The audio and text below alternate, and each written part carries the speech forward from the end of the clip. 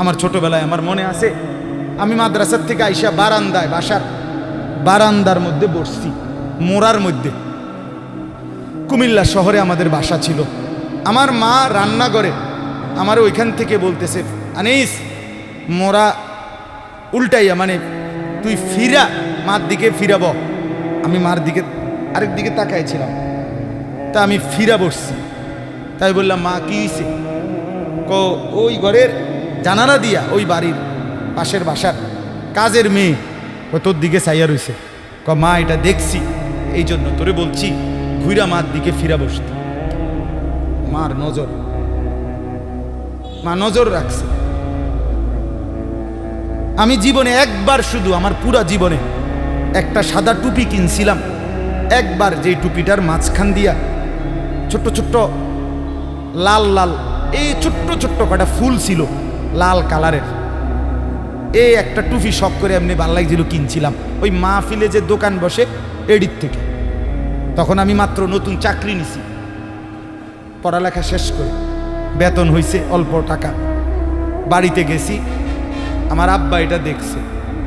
দেখে বিকালবেলা আমার মা রে কইতেছে, হেতে যে চাকরি হয়েছে পয়সা হয়েছে বুঝছুনি? মা রে বলছে। মায়ে কয়, না কি তো হয়েছে? টুপি দেখছো না? টুপি দেখো না, রঙ্গিলা টুপি পিনছে, বুঝাই তো যায় ভূতের বেতন হয়েছে, চাকরি হয়েছে। রাত্রে আসার পরে মা, আমি বাহিরের থেকে আসছি, আরে মা আমারে বলছে, ফুত তোর আব্বা মনে হয় টুপিটা পছন্দ করে না, সারা জীবন তোরে সাদা টুপি পরাইছে, তুই কিনলে গাই লাল ফুলওয়ালা টুপিটা কিনলি। এই যে খুলে রাখছি, আর কোনোদিন পড়ি নাই। বাবার নজর, মার নজর, আমার ভাই বাপ মার সেই আদর সোহাগ।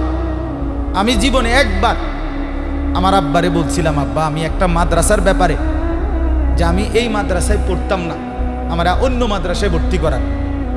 আমার আব্বা বলছিল, ফুত পরের বেলা ভাত আমার ঘরে খাইও না, এক লোকমা ভাত মুখে দিবা না, বাইরও তুমি কই ফরবা তুমি বুঝো, ফরলে ফরো, না ফরলে ফিচা দিয়ে ফেরো,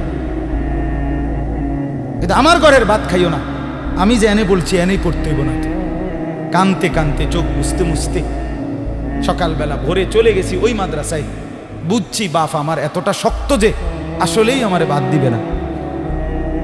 বাবার সেই কঠোর শাসন আজ আল্লাহর কসম মনে হয় আল্লাহর কথা আপনাদের সামনে বলবার তৌফিক দিছে। আজ মা বাপ গাফেল হয়ে গেছে, গাফেল গাফেল। আপন ছেলে, মা বাপ বাইচা থাকতে আপন ঘরে ছেলেটা একদিনও ফজরের নামাজ পড়ে না, মা বাবার কলিজায় কোনো ব্যথা নাই। কেমনে মাইনা নেয় এটা? কিভাবে সম্ভব? আপন স্ত্রী, স্বামী তুমি বেঁচে আছো, তোমার স্ত্রী পুরা গ্যারাম হাঁটে, পুরা মার্কেট হাঁটে, তোমার বেডি রে সবাই চিনে, সবাই চিনে বেডি রে। তুমি বেড়া বাচ্চা রয়েছো কেন? তুই ফাঁসি দেস না কেন? তুই মরস না কেন বেটা? কেন তুমি মরো না? আত্মমর্যাদা যদি মুসলমানের না থাকে, আত্মসম্মান না থাকে, আমার জীবনে আর রইলটা কি? আমার জীবনের আর আছেটা কি? এজন্য ছেলেদেরকে বলি, বাপ দিন শিখো, আল্লাহর কোরআন শিখো, নামাজকে ভালোবাসো, চেহারা সুন্দর হবে, আখলাক সুন্দর হবে, দুনিয়াতেও সুখ মিলবে, আখেরাতেও সুখ মিলবে। এই বন্ধুর কথা ফেলে দিও না।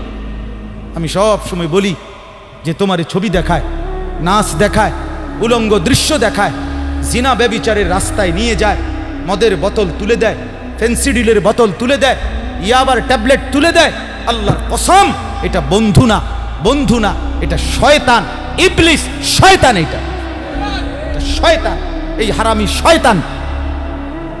যেই মেয়ে তোমারে বিবাহ বহির্ভূত, যেই মেয়ের সাথে প্রেম করো, এই মেয়ে মেয়ে না, এটা সরাসরি ইবলিস, এটা শয়তান, এটা শয়তান, এটা তোমারে ভালো করবে না।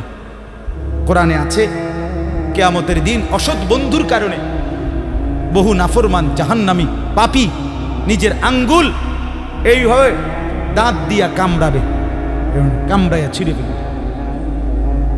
ইয়াউমা ইয়াআদ্দু যালিমু আলা ইয়াদাইহি, এই আয়াত।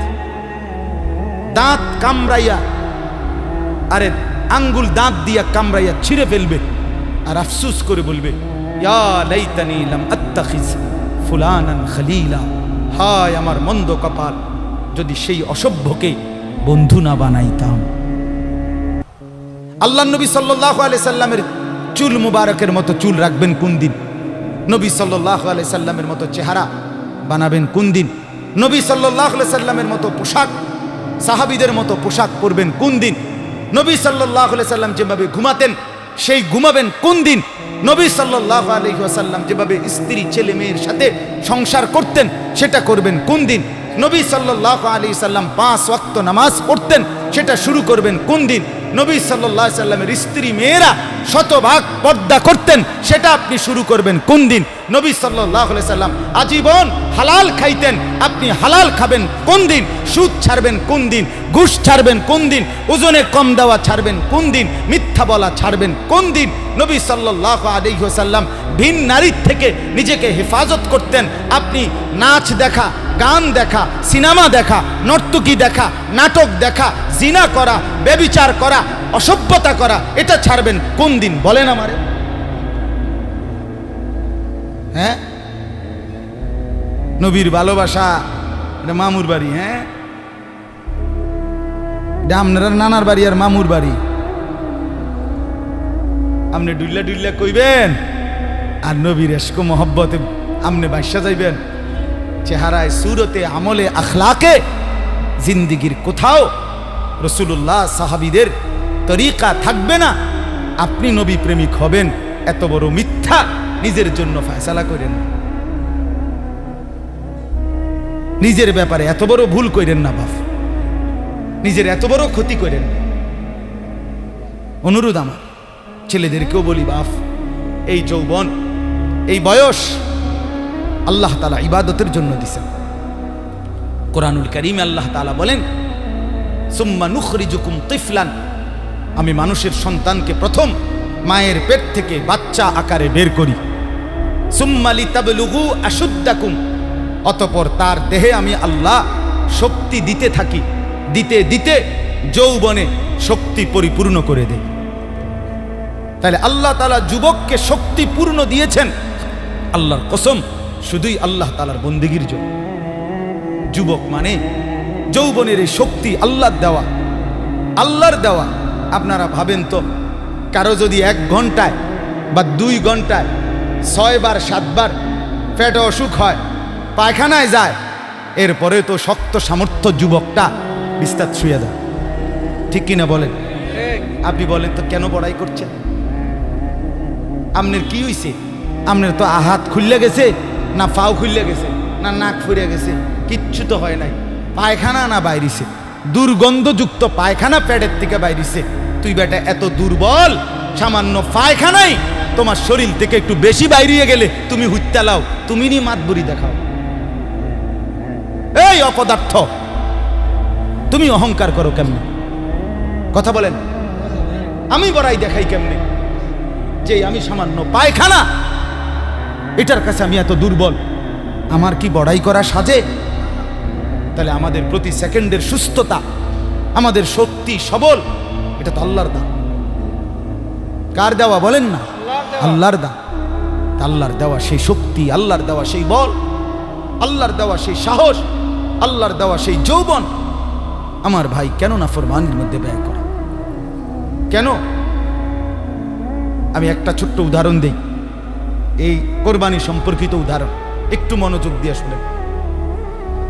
ওই যে যেখান থেকে কোরবানি শুরু, আদম আলাইহিস সালামের 2 ছেলে হাবিল কাবিল, জানেন না আপনারা? আমি পুরো ঘটনা বলতেছি না।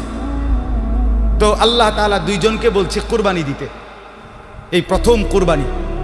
ওয়ালিকুল্লি উম্মাতিন জাআলনা মানসাকান, এই সূরা হজ্জের মধ্যে আছে। আল্লাহ তাআলা বলেন, আমি প্রত্যেক জাতির জন্য কোরবানির হুকুম নির্ধারণ করেছি, একেবারে প্রথম থেকে, আদম আলাইহিস সালামের জামানা থেকে।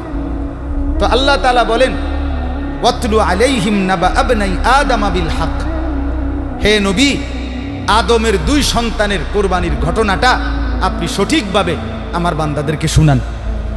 কোরআনে আছে।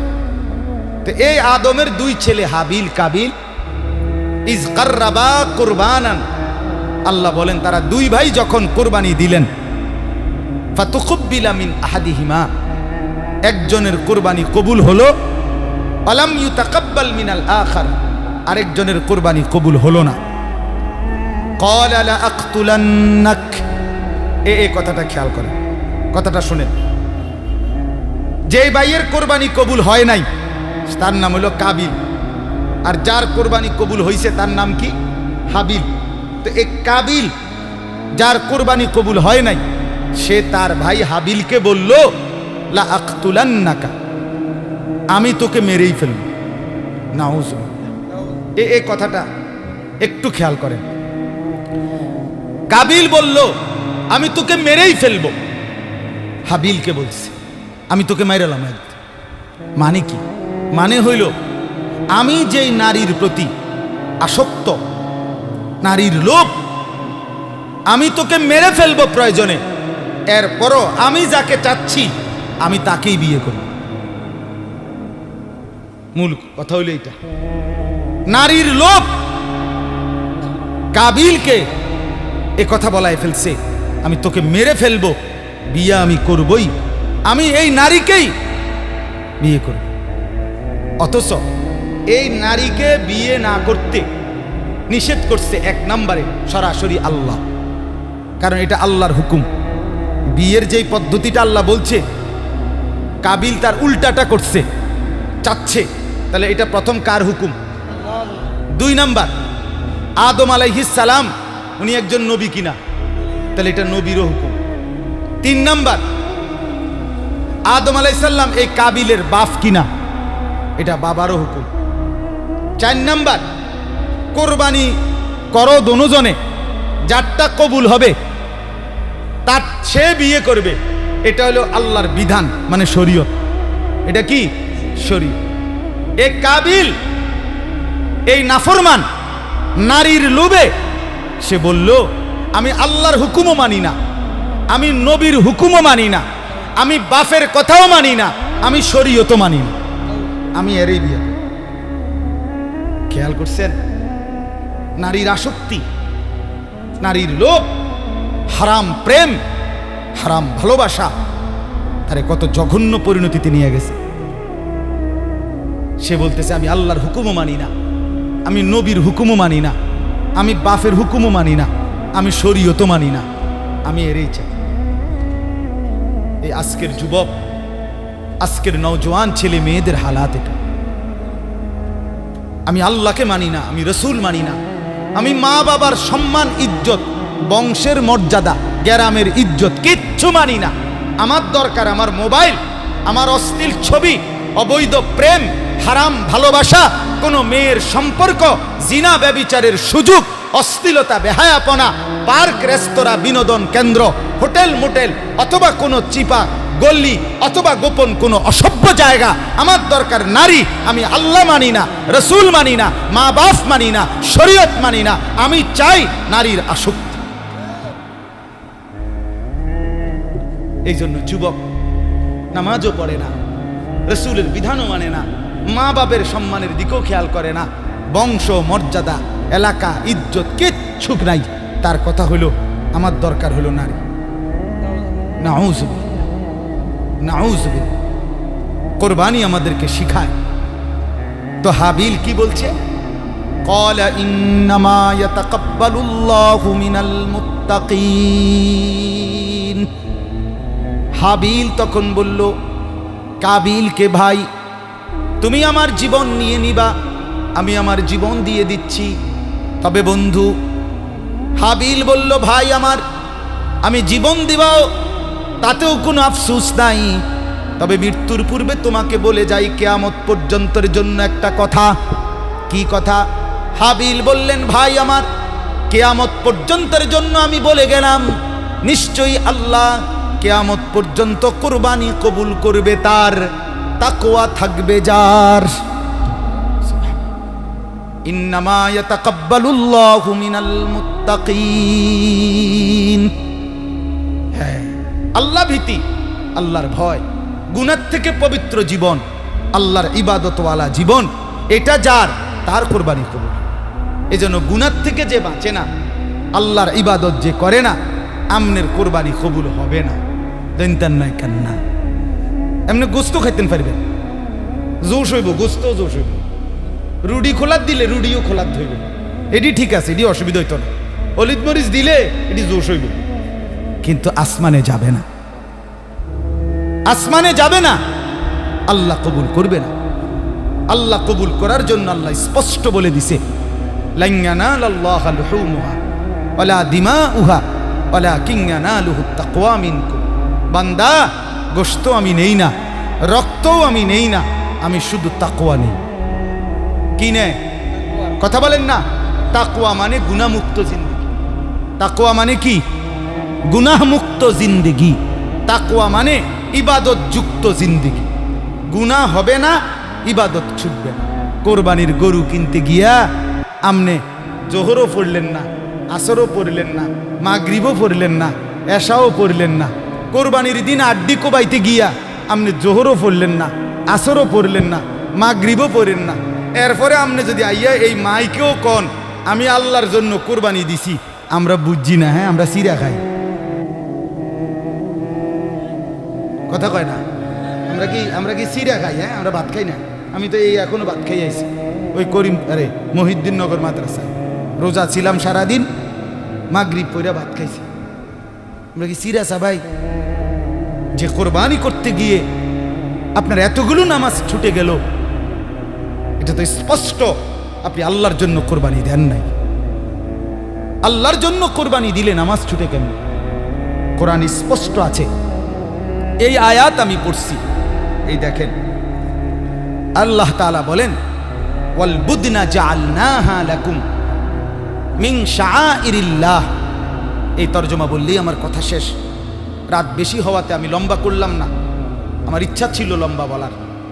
আল্লাহ তাআলা বলেন, ওয়াল বুদনা জাআলনাহা লাকুম মিন শাআইরিল্লাহ। কোরবানির জন্য যে প্রাণীগুলো নির্ধারণ করা হয়, কোরবানির জন্য যখন কোনো প্রাণীকে নির্ধারণ করা হয়, উট, গরু, ভেড়া, বকরি, দুম্বা, মহিষ ইত্যাদি, আল্লাহ তাআলা বলেন ওইগুলোর সাথে সাথে আমি আল্লাহর নিদর্শন হয়ে যায়। মিন শাআইরিল্লাহ, কোরবানির নির্ধারণকৃত প্রাণী আমার নিদর্শন, মানে আমার যখনই বান্দা ফয়সালা করে এই গরুটা কোরবানি দেব, এই ছাগলটা কোরবানি দেব, আল্লাহ তাআলা বলেন সাথে সাথে সেটা আমি আমার করে নেই, আমার জন্য নিয়ে নেই। শাআইরিল্লাহ, আল্লাহর নিদর্শন। আল্লাহর নিদর্শন আমার ভাই, মসজিদ আল্লাহর নিদর্শন, তাফসীরের মধ্যে আছে। মাদ্রাসা আল্লাহর নিদর্শন, কাবা ঘর আল্লাহর নিদর্শন, এই কোরআনুল কারীম আল্লাহর নিদর্শন। আমাদের প্রিয় নবী সাল্লাল্লাহু আলাইহি ওয়াসাল্লামের 23 বছরের পুরা জিন্দেগি, সমস্ত কথা, সুন্নত, আমল সবগুলো আল্লাহর নিদর্শন। যেমন এই তাসবিহ আল্লাহর নিদর্শন, মিসওয়াক আল্লাহর নিদর্শন, দাড়ি আল্লাহর নিদর্শন, টুপি আল্লাহর নিদর্শন, পায়জামা পাঞ্জাবি আল্লাহর নিদর্শন, নামাজের মুসল্লা আল্লাহর নিদর্শন, মেহরাব আল্লাহর নিদর্শন, মিম্বর আল্লাহর নিদর্শন। মানে যত কিছু দেখলে বোঝা যায় এগুলো ইসলামের, এই সবগুলো আল্লাহর নিদর্শন। কথা বুঝছেন না? আহলুল্লাহ যারা, আল্লাহর নেক বান্দা যারা, নামাজি, মুত্তাকি, ফরহেজগার, এমন প্রত্যেকটা মানুষ আল্লাহর নিদর্শন। প্রতিটা নেককার, প্রত্যেকটা আলেম, খুদার কসম, হাফেজ, আলেম সরাসরি আল্লাহর নিদর্শন, আল্লাহর নিদর্শন। হ্যাঁ, ঠিক কোরবানির প্রাণীগুলোও আল্লাহর নিদর্শন। কোরআনে আছে, ওমান ইউআযযিম শাআইরাল্লাহ ফাইন্নাহা মিন তাকওয়াল কুলুব। আল্লাহর নিদর্শনকে যে সম্মান করবে, আল্লাহ বলেন, আমি আল্লাহ বললাম তার অন্তরে তাকওয়া আছে, এটা প্রমাণ বহন করবে। এটাই তার অন্তরে তাকওয়ার প্রমাণ, লোকটা মুত্তাকি, এটার প্রমাণ। এজন্য ফাঁকে বলে রাখি, মাদ্রাসাকে ভালোবাসা এই কারণে যে এখানে আল্লাহর কোরআন পড়ানো হয়, এখানে রসুলের সুন্নাহ পড়ানো হয়, এখানে সন্তানকে হাফেজে কোরআন বানানো হয়। আল্লাহর কসম, এটা আল্লাহর নিদর্শন। আপনাদের প্রত্যেকটা ইমানদারের করণীয় আপনাদের দিল থেকে মাদ্রাসাকে ভালোবাসা। এজন্য আমার অনুরোধ মাদ্রাসাকে আমি সব সময় বলি, আমার শায়েখ বলছে, আল্লামা মুফতি মুশতাকুন নবী সাহেব হুজুর বলছে, হে বাবারা, মুসলমান ভাই বোন, মুসলমান বাবা ভাই, কমপক্ষে এতটুকু আপনাদের কাছে অনুরোধ, কোন মসজিদ মাদ্রাসার ব্যাপারে আপনার নামে যেন এই কথা না আসে, এই লোকটা মসজিদের বিরোধী, এই লোকটা মাদ্রাসার বিরোধী। আল্লাহর দোহাই এমন যেন না। বরং আমার শায়েখ বলেন, মাদ্রাসার সাথে 3টি সম্পর্ক যেই মুসলমান রাখবে, কিয়ামতের দিন হাসরের মাঠে ওই মাদ্রাসাওয়ালারা ওই লোকটাকে তাদের পক্ষে, তাদের কাছে টেনে নিবে। কয়টা সম্পর্ক? 1, দোয়া। 1 নম্বর, যে মুসলমান দোয়া করবে আল্লাহ এই মাদ্রাসা টিকায়া দেন। 2, আতফাল, যে মুসলমান তার সন্তান বা অন্য কারো সন্তান বুঝাইয়া মাদ্রাসায় ভর্তি করাবে। 3, আমওয়াল, যে মুসলমান তার কিছু মাল সাদাকা, দান আল্লাহর রাস্তায় সন্তুষ্টির জন্য মাদ্রাসায় দিবে। তাহলে দোয়া করলো, সন্তান দিল, দান করলো, এই 3টি জিনিস যে মাদ্রাসার সাথে সম্পর্ক রাখবে, হাসরের ময়দানে এই হাফেজ আলেমরা আশা করা যায় ওই ভাই ওই চাচাকে হাসরের মাঠে ডাক দিয়ে বলবে, আপনি আমাদের সাথে দাঁড়ান, আপনি আমাদের সাথে দাঁড়ান। এজন্য অনুরোধ আমার মুফতি আব্দুল কাইয়ুম ভাই ঢাকা বড় মসজিদে মাদ্রাসা, বড় মাদ্রাসায় পড়াইতেন। নিজ মহল্লার মহব্বতে এলাকায় খেদমত করবে, তার দিলে আসছে, এই জন্যই আসছে। অনেক বড় বড় ওলামায়ে কেরাম থেকে মশওয়ারা করেই এখানে আসছেন। আপনাদের কাছে আমার বিনীত অনুরোধ, প্রত্যেকের কাছে অনুরোধ, এটা আল্লাহর নিদর্শন। প্রতিটা মাদ্রাসা, যদি বলেন এত মাদ্রাসা হুজুর চারিদিকে, এতটি মাদ্রাসা দরকার নেই, আমনে আল্লাহ দোহাই করে বলেন, চাই এত মাদ্রাসা তো হয়েছে, ঠিক আছে, আপনার গাওড়া জ্বলতে আছে, কিন্তু টেলিভিশন সাউন্ড কমছিনি, কথা কন না, বিড়িখানা কমছিনি, গান বাদ্য, জিনা ব্যভিচার, মদ জুয়া কমছিনি। তো তাইলে এমন যদি হইতো যে হুজুর মানুষ তো সব জোনায়েত বাগদাদি হয়ে গেছে, আর কি দরকার মাদ্রাসা, মানুষ তো সব আল্লাহর রহমতে বাইজিদ বুস্তামি হয়ে গেছে, আর কীর্তন মাদ্রাসা। আপনি বলেন, 1 মাসে একটা মাহফিল হলো, 1 বছরে একটা মাহফিল হয়, আল্লাহর কথা শুক্রবারে 1 দিন হয়, কিন্তু প্রতিদিন আপনাদের আমাদের ঘরে প্রতিদিন কত ঘন্টা টেলিভিশন চলে? কথাটা বুঝছেন না? বলেন তো, প্রতিদিন দুনিয়ার নাচ গান, অশ্লীলতা, বেহায়াপনা ঘরে ঘরে কত ঘন্টা হয়, তার মোকাবেলায় আল্লাহর কসম এখনো মসজিদ, মাদ্রাসা, মাহফিল, ইসলাহি মজলিস, দ্বীনি মেহনত এখনো অনেক কম, অনেক কম, অনেক কম। অনেক গুনাহ যে পরিমাণ, নাফরমানি যে পরিমাণ, ঘরকে ঘর, ঘরকে ঘর। প্রতিদিন কল্পনা করেন কয়জন মুসলমান ফজরের নামাজ পড়ে আর পড়ে না? কয়জন বলেন না বাপ? এই ছেলেরা বলো না ভাই, আজ কতদিন হয় ফজরের নামাজ পড়ো না? কতদিন হয় তুমি বলতে পারো না ভোর হয় কখন, সূর্য উঠে কখন, রাত শেষ হয় কখন? কিতাবের মধ্যে আছে সকালবেলা ফজরের নামাজ পড়ে না যে ব্যক্তি, রাস্তার কুত্তা পর্যন্ত তারে দেখতেও চায় না। রাস্তার কুত্তা আল্লাহর কাছে বলে, আল্লাহ এমন বেঈমানের আমার সামনে পালায়েন না, আমার সামনে ফেলিয়েন না। হ্যাঁ, তাইলে বলেন না এখনো কি পরিমাণ মুসলমান নামাজ পড়ে না? বাজারের কয়টা দোকানে নামাজের ওয়াক্তে দোকানদার নামাজে যায় আর কয়টা দোকানদার যায় না? কি পরিমাণ দোকানে গান বাদ্য ডেকসেট চলতেছে রাতের বেলা, কত এলাকায়, কত জায়গায়, কত বাজারে, কত মার্কেটে, কত অঞ্চলে, কত জায়গায় জিনা, ব্যভিচার, পতিতাবৃত্তি, বেশ্যাবৃত্তি হয়ে থাকে। হয় কিনা বলেন না কেউ? এরা ফিরবে কখন? এদেরকে বাঁচাবে কে? এই বেনামাজি ভাইদেরকে বুঝাবে কে? বেহায়া নারী প্রতিদিন বাজারে, কি পরিমাণ বেপর্দা নারী বাজারে আসে, এদেরকে বাঁচাবে কে? এদের কি আখেরাত নাই? এরা কি মরবে না? তা এদের জন্য কে ভাববে বলেন? এদের জন্য এদেরকে বুকে টানা দরকার, এদেরকে ঢাকা দরকার, এদেরকে আগলানো দরকার, এদেরকে আল্লাহর কথা শোনানো দরকার। এজন্য এটা কোনো সময় বলবেন না এত মাদ্রাসা কি দরকার। আমি তো বলি অনেক সময় এত সাদওয়ানের কি দরকার? একটা গাজি টাঙ্কি 1000 লিটারের কিন্না এটার মধ্যে চা বানাইয়া দিয়া মাঝখান দিয়ে থুইয়া দিলে, চারিদিকে ট্যাপ লাগাইয়া দিলে, সবাই আপনার কি করিয়া কাফে করিয়া করিয়া বোতলে করিয়া করিয়া চা খাইব। এতটি ছোট ছোট কেটলি প্রত্যেক দোকানে না দিয়া একটা গাজি টাঙ্কি লাগাই দিলে ভালো ছিল না? কথা কন বলেন না? এত চা দোকানের কি দরকার? এতগুলোর কি দরকার? চা দোকান যে একসাথে 30টা, এক বাজারে কাপড়ের দোকান যে এক সিরিয়ালে 30টা, তো মাদ্রাসাও তো এক সিরিয়ালে 30টা হন দরকার। হেনে মাদ্রাসা হেনে মাদ্রাসা, এটা তার অসুবিধা নেই, এক সিরিয়ালে না হন দরকার, ডাইরেক্ট 30টা এক লগে থাকবে। কথা বুঝছেন না? তাইলে বুঝা গেল আল্লাহ তাআলার ইচ্ছা, আল্লাহর দয়ায় আল্লাহ তাআলা উম্মতের সুবিধার জন্য, মানুষের হেদায়েতের জন্য জায়গায় জায়গায় আল্লাহ তাআলা এখন কোরআনের বাতি জ্বালায় দিছে।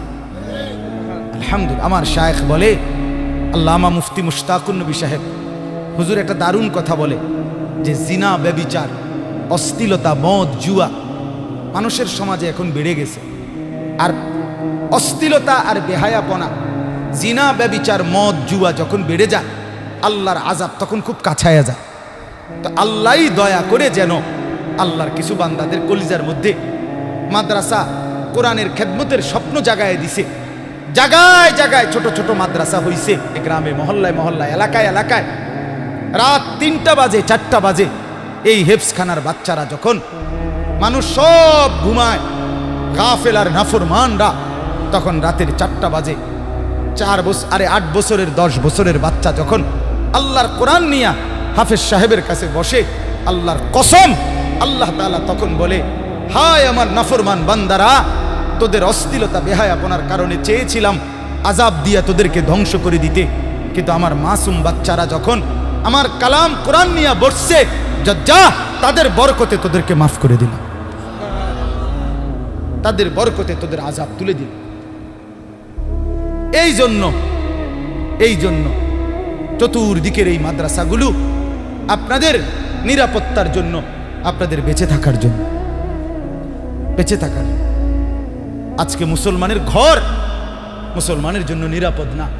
কি অবস্থা! আমার নিজের ঘরে টেলিভিশন চলে সারাদিন সারা রাত, নিজের ঘরে আপন ভাই সারা রাত উলঙ্গ ছবি দেখে, আপন বোন সারা রাত অন্য ছেলের সাথে অশ্লীল আলাপ করে, আপন মা বেপর্দা ঘোরে, আপন বাপ বিড়ি, সিগারেট, মদ, জুয়া, গালি গালাজ, হারাম উপার্জন করে।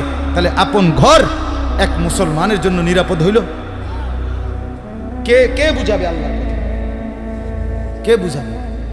পৃথিবীর কোনো যুবক প্রথম নিজে নিজে বিড়ি সিগারেট খায় না, কোনো বন্ধু তাকে এটা অভ্যস্ত করে। পৃথিবীর কোনো মানুষ প্রথম জিনা, ব্যভিচার নিজে নিজে করে না, কোনো অসৎ বন্ধু তারে অসভ্য নারীর ফান্দে ফেলে দেয়। পৃথিবীর কেউ কোনোদিন মদ, জুয়া নিজের থেকে শুরু করে না, কোনো অসৎ সঙ্গী তাকে প্রথম বলতে বলতে তারে মদ, জুয়ায় অভ্যস্ত করে দেয়। আপনি খুঁজে নেন ইতিহাস, এটাই বাস্তবতা। এই জন্য রাত গভীরে তোম করে বললাম, ভাইয়া দ্বীনকে ভালোবাসেন। এই মাদ্রাসাগুলো আপনাদের আপন, এই মাদ্রাসাগুলো উম্মতের আখিরি ঠিকানা, এই মাদ্রাসাগুলো উম্মতের শেষ মারকাজ। মাদ্রাসাগুলো যদি না টিকে, মাদ্রাসাগুলো যদি না থাকে, বিশ্বাস করেন আমার সমাজ লণ্ডভণ্ড হয়ে যায়। এই গত 3 দিন আগে সরকারিভাবে বিশ্ব বাবা দিবস পালিত হয়েছে সারা পৃথিবীতে। নিজে পত্রিকা আসছে, বিভিন্ন মিডিয়ায় দেখাইছে, বৃদ্ধাশ্রমের মধ্যে শত শত বাবারা চোখের পানি ফেলতেছে, যাদের সন্তান উপযুক্ত উচ্চশিক্ষিত, কিন্তু আপন বাপকে বৃদ্ধ আশ্রমে পাঠাই দিয়ে আসছে। আল্লাহর দয়ায়, আল্লাহর রহমে, আল্লাহর করমে সারা পৃথিবী দেখছে, সারা বাংলাদেশ আপনার দেখছে। আপনারা আবার প্রয়োজনে খবর নেন, কোন বৃদ্ধাশ্রমে কোন আলেমে দ্বীনের বাবা নাই।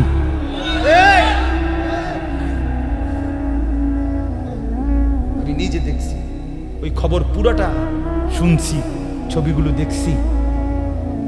তারা বলতেছে অস্ট্রেলিয়া থাকে সন্তান, বাবা ডাক্তার, MBBS ডাক্তার, বাবা চোখের পানি ফেলে বলতেছে জীবনের সব দিয়া সন্তান মানুষ করছি, আজ সেই সন্তান আমাকে বৃদ্ধাশ্রমে দিয়ে গেছে। হ্যাঁ মিয়া, জীবনের উপরে কদর করেন। ছেলেরা বাবা জীবন এভাবে নষ্ট করেন না। মুরব্বীদেরকেও বলি, সন্তানকে দিন শেখান, ছেলেকে মেয়েকে আল্লাহর কোরআন শেখান। বলেন ইনশাআল্লাহ। এই মাদ্রাসাকে ভালোবাসবেন তো ইনশাআল্লাহ? আল্লাহ তাআলা তৌফিক দান করেন। মাদ্রাসাকে মহব্বত করবেন, মাদ্রাসাকে ভালোবাসবেন। মৌলানা মুফতি দ্বীন মোহাম্মদ সাহেব বলছে, এই আমাদের মধ্যে এই শব্দ যে সুন্নি ওয়াহাবি, নবীর দুশ্মন, নবীর আশেক, এই ধোয়া তুলে উম্মতকে কোরআন এবং সুন্নাহর বিশুদ্ধ ইলম থেকে অনেক দূরে সরাই দিছে। গান, বাদ্য, নাচানাচি, কুদাকুদি, লাফালাফি, এটি বুঝি নবীর এশক? একারে বুঝি মানুষের বিবেক কি এত মরে গেছে মিয়া, এত মরে গেছে। নাচে, জিকির করে, নাচে, লাফায়। আমার সেদিন একজনে কইতেছে, হুজুর জিকির করতে করতে লাফাইতে লাফাইতে যে সময় বল ফিরে যায়, তো একজনে কয় তাল ছাইরো না। বুঝছেন না? একজনে কি কয়, মানে একজনে কয়টার ভিতরে তাল ছাইরো না, মানে বল ফিরে গেল, একজন ধরে রাখো তাল, এবারে হেরা আবার লাফাইব। আমি ও মা কি ও এরকম কথা তুমি শুনছি না, কহ তাল ছাইরো না। খানা আছে ডেগে ডেগে, খিচুড়ি আছে, অসুবিধা না, তাল চাইরো না, খানার অসুবিধা হইতো না। আল্লাহ আমাদেরকে মাফ করে দেন। অতএব কাউকে তুচ্ছ তাচ্ছিল্য করা না, অবজ্ঞা করা না, উদ্দেশ্য এটা বুঝানো আল্লাহর কোরআন, রাসূলের সুন্নাহ, এটা অনুসরণ, আমার জীবনে বাস্তবায়ন, এর মধ্যেই কামিয়াবি, দুনিয়ার সুখ, আখিরাতের শান্তি। আল্লাহ তাআলা আমাদেরকে তৌফিক দান করেন, আল্লাহ আমাদেরকে কবুল করেন। এই জামিয়াতুস সাহাবা, সাহাবায়ে কেরামের নমুনা হওয়ার মতো তৌফিক এই মাদ্রাসার ছাত্রদেরকে আল্লাহ দান করেন। বলেন আমিন। তরজমাটা শেষ করি শুধু 1 মিনিটে। আল্লাহ তাআলা বলেন লাকুম ফিহা খাইর। 1 নম্বরে আল্লাহ বললেন কুরবানির প্রাণী আমার নিদর্শন। কার? আল্লাহ বলেন লাকুম ফিহা খাইর। শোনো, কুরবানির মধ্যে তোমাদের কোনো লস নাই, ক্ষতি নাই, লোকসান নাই, তোমাদের জন্য কল্যাণই কল্যাণ, কল্যাণই কল্যাণ, নেকিয়ে নেকি, নেকিয়ে নেকি। বিকুল্লি শাআরাতিন হাসানা, পশমে পশমে নেকি, পশমে পশমে নেকি। রক্ত প্রথম ফোঁটা মাটিতে পড়বার আগেই আরশে আজিমে আল্লাহর কাছে পৌঁছে যায়। সুবহানাল্লাহ। অতএব এটারে লস মনে করো, লস না, খুশি খুশি দিলে। নবী বলছে ফাতিবু বিহা নাফসান, আমার উম্মত খুশি খুশি কোরবানি করো। কি কোরবানি করো? খুশি খুশি, আনন্দিত হইয়া। এ বছর আমার উপরে যেই বিপদ যাইতে আছে, অন্য কেউ হইলে কোরবানি দিল, নাহলে আমি দেখে দিতে আছি। আরে বাপরে, আরে খাইছে রে, আপনি দেখে দিতে আছে, দিয়েন না কাকু। আপনার মতো বেডইত কোরবানি না দিলেও সারব। আরে বাপরে, আল্লাহরে ডাইরেক্ট একটা খোঁটা দিয়ে লাইছে। খোদা, আপনি তো জানেন না কি যাইতে আছে আমার উপর, আমি দেখে দিছি। আরে বাপরে, হেবড়া দেখে দিতে আছে না, এগুলা ঠিক না। কথা বলেন না, এমন কিছু না বল। আচ্ছা, দিবাজন দিয়ে এলাও কোরবানি, এমন মাইয়ার বাইর থেকে মেহমান কইয়া রাখছি, হ্যাঁ, ফুলার বাইতে মেহমান কইয়া রাখছি, এ উসিলে খাবাইয়ে দিলাম, এটা হইল নি নিয়ত। কথা বলেন না, এমন কিছু না, বরং কার জন্য? আল্লাহর জন্য। নেকি নেকি। আল্লাহ বলেন ফাদকুরুসমাল্লাহি আলাইহা সাওয়াফা। আল্লাহ বলেন বান্দা, অতএব কোরবানির দিন যখন একটার পর একটা প্রাণী জবাই করবা সারিবদ্ধভাবে, তো বারবার শুধু কেবল আমি আল্লাহর নাম নিই। কার নাম নিও? আল্লাহু আকবার, আল্লাহু আকবার, আল্লাহু আকবার বল, বারবার বলবা। যতবার আমার নাম নিবা আমি ততবার খুশি হব। এরপরে আল্লাহ বলেন ফাইদা ওয়াজাবাত জুনুবুহা। এরপরে জবাই করে যখন প্রাণীটা নিস্তেজ হবে, চামড়া ছিলবা, গোশত বাহির করবা, এখন কি করবা? আপনি বলেন না, আল্লাহরে কোন আল্লাহ 50টা গরু চাইয়া কোরবানিটা গরুটা কিনছি আমনের লাগিয়া, আপনার জন্যই জবাই দিছি, আপনার জন্যই অন কিতাম আমনে কন। আল্লাহ তাআলা বলেন ফাকুলু মিনহা। আমার বান্দা কোরবানি করছো, আমি দেখছি, আমি পাইছি, যাও এবার তুমি গোশতটা খাও, তুমি খাও। ওয়া আতইমুল কানিআ ওয়াল মু'তার। এবং তুমি নিজেও খাও, এবং যে চায় না এমন অভাবী, অর্থাৎ তোমার মহল্লায় তোমার আত্মীয় স্বজনে এমনও আছে আত্মসম্মানের কারণে বলে না, কোরবানিও দেয় নাই, খুঁজে তাকেও খাওয়াও, তাকেও দাও। কথা বুঝছেন না? ওয়াল মু'তার। এবং আল্লাহ তাআলা বলেন যে চায়, ভিক্ষুক, অভাবী, অসহায় মানুষ যে হাত পাতছে কোরবানির গোশতের জন্য, তাকেও দাও, তাকেও খাওয়াও। তাহলে যে চায় নাই এমন লোককেও খুঁজে দাও, যে চেয়েছে তাকেও কি করো? দাও, তুমিও খাও। আমাদের বদ অভ্যাস, 2 টুকরা গোশত দিবার আগে কথা কয় 18 টুকরা। বুঝলেন?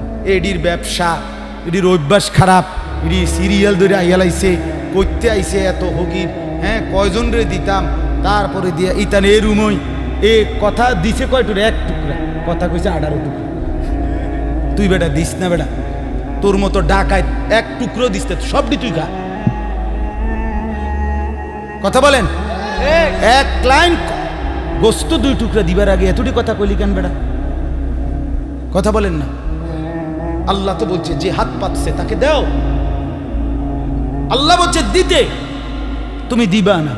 যদি ঘটনাটা এমন হইতো জবাই দিবার পরে ফেরেশতা আইয়া আস্তে এটা উড়াইয়া নিচে গা, তাহলে আপনি বেটকি দিয়ে থাকতেন। কি হয়েছে ভাই? তখন কারবারটা কি? তোমার মা এটা কি কই যায়? ফেরেশতা বলতে আমরা নিয়ে যাই, জাল লেগে দিছ, নিয়ে যায়, তোমার অসুবিধা কি? তখন তো আমরা আশ দিয়ে থাকতেন। আল্লাহ তাআলা বলেন আমি দয়া করে খাবার অনুমতি দিছি, সেখানে আমিই বলছি অভাবীকে দাও, অসুবিধা কি? এই জন্য অভাবীকেও দিবেন, বলেন ইনশাআল্লাহ। আত্মীয় স্বজনকেও দিবেন, নিজেও খাবেন। আল্লাহ বলেন কাযালিকা সাখখারনাহা লাকুম লাআল্লাকুম তাশকুরুন। কেন আমি আল্লাহ জানো, আমি আল্লাহ তোমাদের অধীনস্থ করেছি এই কোরবানির প্রাণীগুলোকে, আমি তোমাদের জন্য দিয়েছি। কেন? লাআল্লাকুম তাশকুরুন, যেন তোমরা আমার শুকর আদায় করতে পারো। আল্লাহ তাআলার শুকর আদায় করার জন্য আল্লাহ তাআলা আমাদেরকে আল্লাহর শুকর আদায় করার তৌফিক দান করেন। সর্বশেষ কথা হলো, কথাটা শুনেন, এমনি শুনবেন। সর্বশেষ কথা হলো আল্লাহ বলেন বান্দা যদি বলে আল্লাহ আপনি কি 1 টুকরা গোশত খাইতেন না, আপনি কি মোটেও নিবেন না, আপনার জন্য কোরবানি করলাম, তো আল্লাহ তাআলা বলেন লান ইয়ানালাল্লাহা লুহুমুহা ওয়ালা দিমাউহা। না রে বান্দা, আমার 1 টুকরা গোশত লাগবে না, আমার একটু রক্তও লাগবে না, পুরাটা প্রাণী তোমাকে দিলাম। ওয়ালাকিন ইয়ানালুহুত তাকওয়া মিনকুম, তোমার দিল, তোমার অন্তর, এটা শুধু তুমি আমাকে দিয়ে দাও, আমাকে দাও। আপনি বললেন আল্লাহ আপনি খাবেন না, গোশত খাবেন না, আপনার জন্য এত কষ্ট করে সাইয়া সিন্দা দিলাম কোরবানি। আল্লাহ বলে না লাগবে না, আমার গোশত লাগবে না, আমার রক্ত লাগবে না, আমি শুধু তোমার দিলটা চাই, তোমার দিল আমাকে দাও। মানে তাকওয়া, তার মানে গুনাহমুক্ত জীবন, আমার বন্দিগি যুক্ত জীবন, আমার ইবাদত।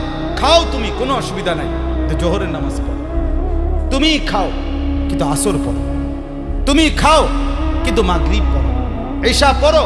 আমার বান্দা আমার হুকুম মানে, আমি একটুর পাইলেই চলবে, আমি শুধু তাকওয়া চাই, আমি বন্দিগি চাই, আমি জিকির চাই, আমি আমার ভয় চাই, আমি আখিরাতের ফিকির চাই।